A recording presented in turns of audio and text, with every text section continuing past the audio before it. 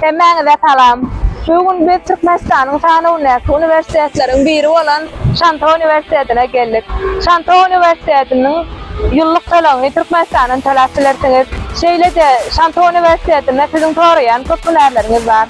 Esasen mesleğin uğrundan, stomatologi uğrundan, farmasevtika, biznes, yuridiçiski, ekonomika hayali sizin sonra bilen köp bölümleriniz bu üniversitede vardır.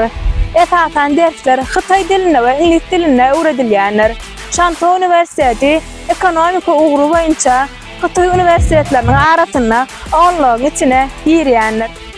Üniversitetin iň plüs taraplarynyň biri bolsa, umumy ýaşaýyş şaýlarynyň, sport zallarının, kitapxanalarının, baseynlarının, restoranlarının ähleti üniversitetin içinde bolmagydyr.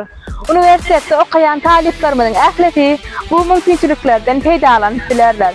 Eger de siz Şanta Üniversitetinde okumak isleýäňizmi, onu Education Merkez kampaniýamyz bilen habarlaşyp bilersiňiz.